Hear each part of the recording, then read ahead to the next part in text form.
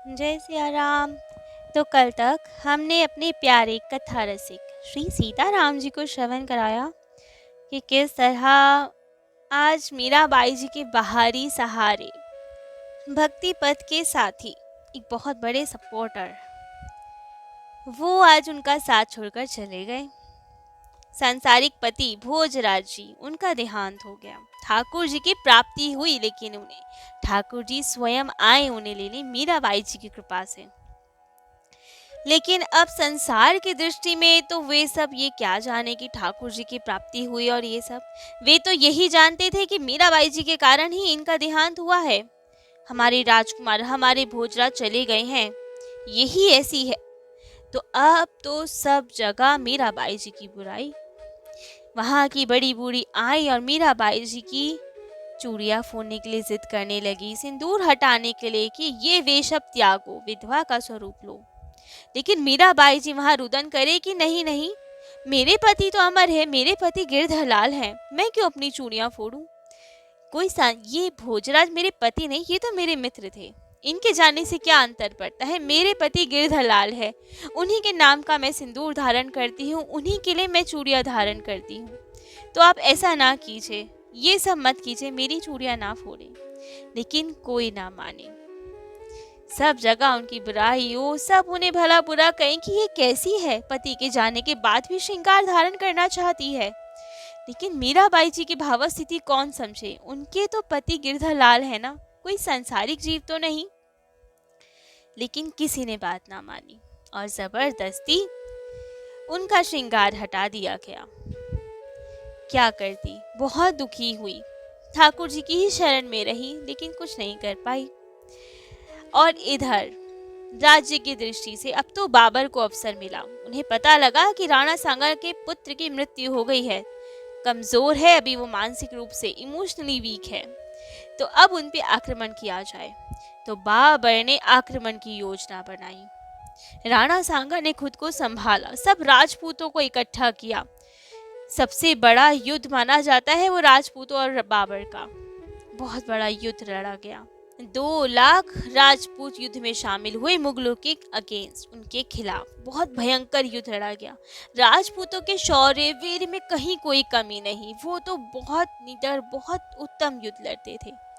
परंतु एक कमी रह गई, मुगलों के पास आधुनिक तकनीक आ गई, तोपें आ गई, और राजपूत अपने तलवार भाले से ही लड़ते थे, धनुष बाण से लड़ते थे, और टेक्निक्स थी उन पे, लेकिन तोपें नहीं थी, जिसके कारण इस बार उन्हें पराजय का मुख देखना पड़ा। बहुत कोशिश की, लेकिन फिर भी पराजय ही हुई, क्योंकि तोपों के सामने क्या किया जाए, वो लगातार बहुत गोले बरसाते, जिसके कारण एक साथ कई राजपूत मारे जाते। क्या किया जाए, राणा सांगा भी घायल हो गए, लेकिन फिर भी हिम्मत ने जवाब नहीं दिया, फिर भी पुनः स्वस्थ होकर लड़ना चाहते थे। लेकिन यहाँ जो सबसे बड़ी कमी रही वो रही गद्दारों की। हम लोगों को, हिंदुस्तानियों को, राजपूतों को कभी मुगलों से, बाबर से, अंग्रेजों से, इन सब से कभी कोई खतरा ज्यादा नहीं रहा। हम मुकाबला कर सकते थे, इन सब का हरा सकते थे, मुंह तोड़ जवाब दे सकते थे।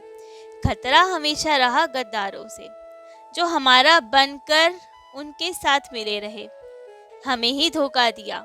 ऐसे लोगों से बहुत खतरा रहा, बहुत नुकसान हुआ।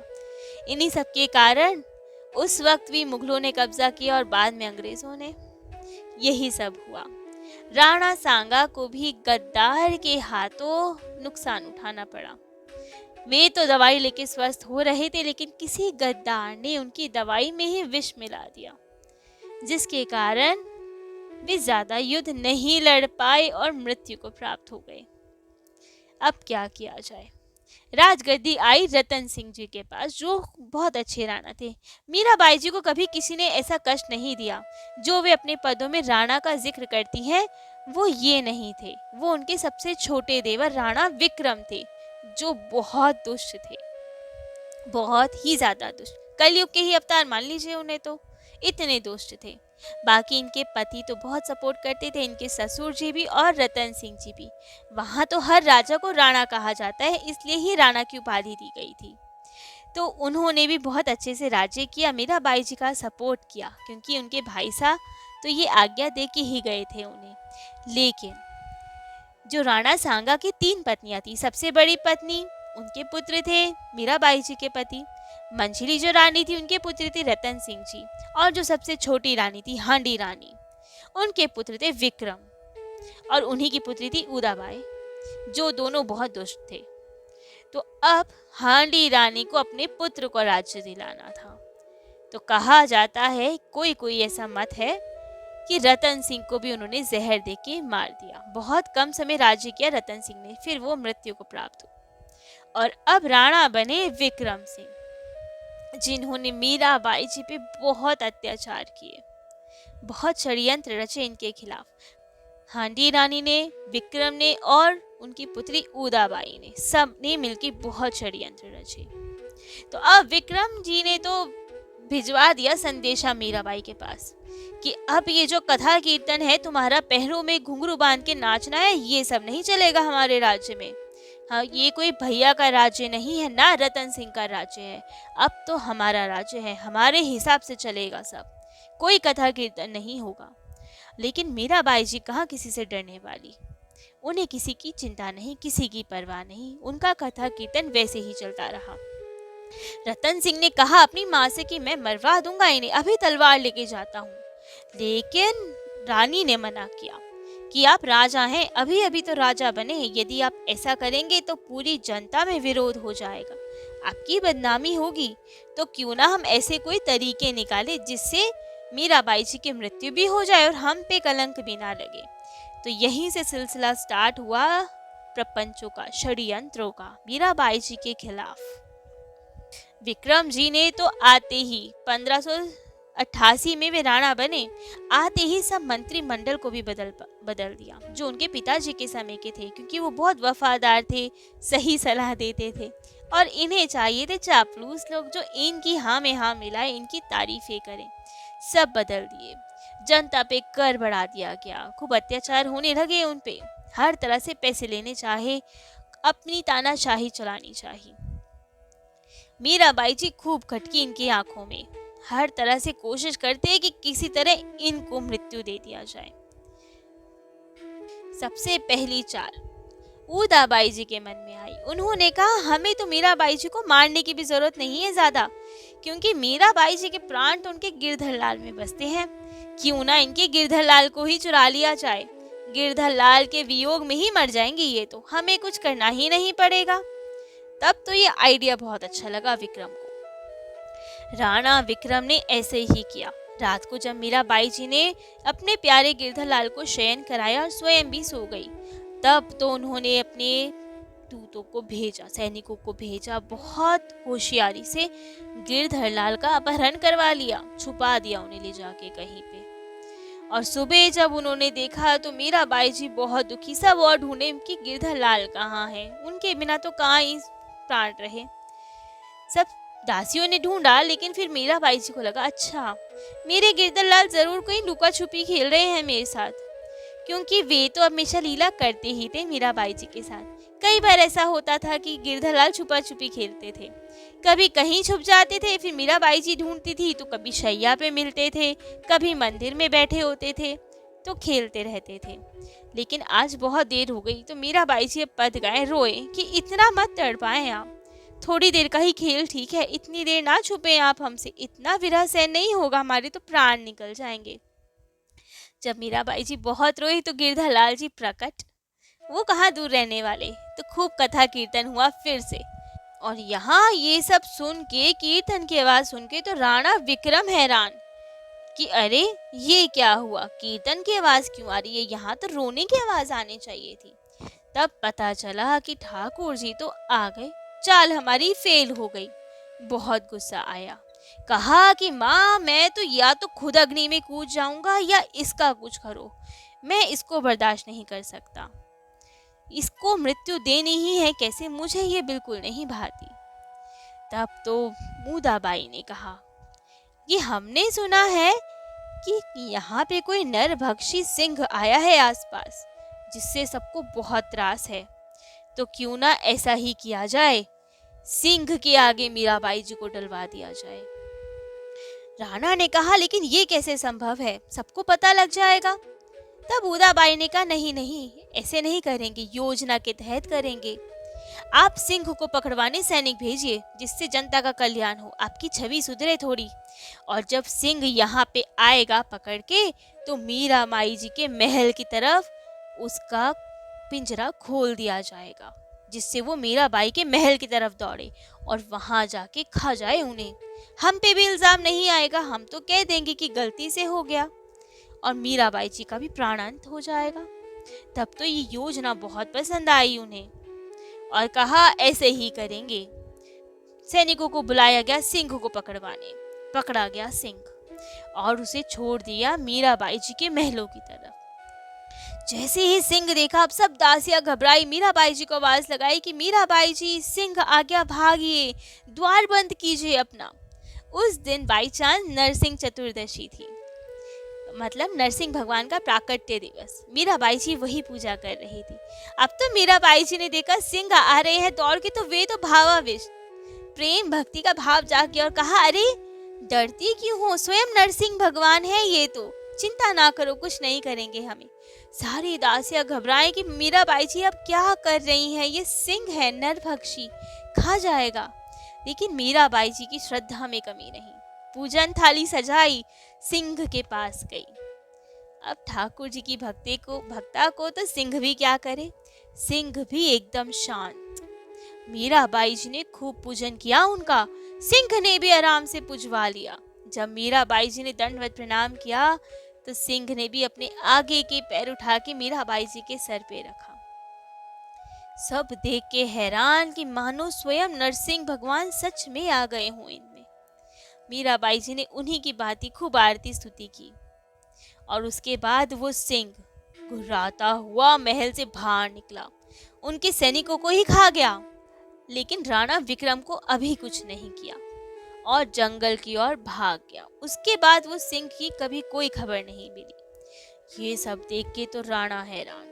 उसने अपनी माँ से कहा, जरूर ये मीराबाई कोई तांत्रिक है, तंत्र विद्या जानती है, जो पशु को भी काबू कर लिया, एक सिंह को काबू कर लिया इसने।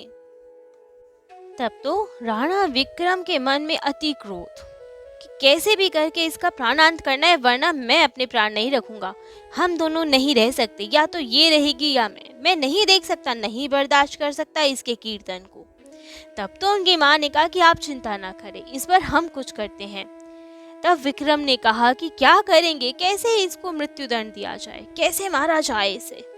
तब तो उनकी माँ ने कहा कि यहाँ पे चित्तौड़ में एक भूत बंगला है, जो कहा जाता है बहुत सारे भूत हैं वहां, तो जो भी जाता है पशु पक्षी वे कभी जीवित नहीं लौटते, तो क्यों ना मीराबाई जी को वहां भेज दिया जाए। लेकिन कैसे जाएंगी मीराबाई वहां? तब तो उनकी माँ ने कहा, वो आप चिंता ना करें, हम भेजेंगे उन्हें वहां, आप केवल चाबी दे दें भूत बंगले की। तब तो राणा विक्रम ने चाबी दे दी और अब हांडी रानी, उदाबाई और ऐसी रनिवास की और रानियां जो मीराबाई जी के खिलाफ ही थी, वे सब आई मीराबाई जी के पास। जब मीराबाई जी ने देखा कि हमारी छोटी सासू माँ आई हैं, तो उन्हें प्रणाम किया, आसन दिया बैठने के लिए और बहुत प्रेम से पूछा कि क्या सेवा की जाए, आप हमें आज्ञा देती, कोई कार्य था तो हम आ जाते। तब हांडी रानी ने कहा, नहीं नहीं, आप पे समय ही कहाँ है अपने गिरधर लाल से, तो इसलिए आज हम ही आ गए। आप तो बहुत ज्ञानी वधू है ना हमारी, आज कुछ ज्ञान लेने ही आए हैं आपसे। तब तो मीराबाई जी ने कहा, नहीं नहीं माँ, आप ऐसे ना कहें, आज्ञा दे क्या सेवा की जाए। तब हांडी रानी ने भूतों के बारे में प्रश्न किया कि कौन होते हैं ये, प्रेत आत्माएं क्या होती है, क्यों उस योनि में पड़ते हैं। मीराबाई जी ने सब समझाया कि क्या होते हैं भूत, क्यों होते हैं प्रेत आत्मा, जिनकी कोई इच्छाएं अधूरी रह जाएं, आकस्मिक जिसकी मृत्यु हो, या जिनका अंतिम संस्कार अच्छे से ना हुआ हो, वे सब इस योनि में जाते हैं, बहुत कष्ट भोगते हैं वहां पे। ये कहा जाता है शास्त्रों में तो इनका मुख बहुत छोटा होता है, प्रेत भूतों का एक सुई की नोक के बराबर, जिसमें धागा डाला जाता है उतना छोटा छिद्र होता है। इन्हें प्यास तो खूब लगती है लेकिन जल नहीं पी पाते। भूख तो बहुत लगती है लेकिन भोजन नहीं कर पाते, बहुत कष्टदायक जीवन होता है। और इसी कारण क्योंकि उनके परिजनों ने उनका अंतिम संस्कार ठीक से नहीं किया, जैसे कि हमारे शास्त्रों में कहा गया है। जैसे आजकल होती है इलेक्ट्रॉनिक तरह से, उस तरह से कर दिया जाए, या किसी जो भी हमारे शास्त्र में है वैसा ना किया जाए, जिसके कारण ये सब हो जाता है।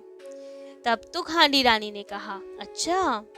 तो उन्होंने कहा कि हमारे चित्तौड़ में भी एक भूत बंगला है, कहा जाता है वे बहुत सुंदर है, वहाँ बहुत हीरे माणिक्य हैं, सोने की नक्काशी है, लेकिन हम जब से आई यहाँ ब्याह करके, तब से हम कभी देख नहीं पाए डर के कारण, क्योंकि वहाँ भूत हैं।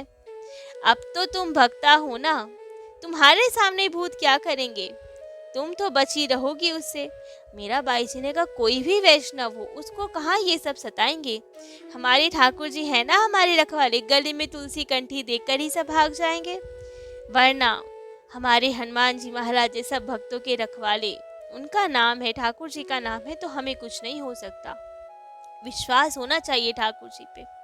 तब तो हांडी रानी ने कहा, ठीक है, हमारी बहुत इच्छा है भूत बंगला देखने की, तो आप चले हमारे साथ, आपको तो कुछ नहीं कर सकते ना वो, तो हम भी आपके पीछे पीछे रहेंगे और हम दर्शन कर लेंगे।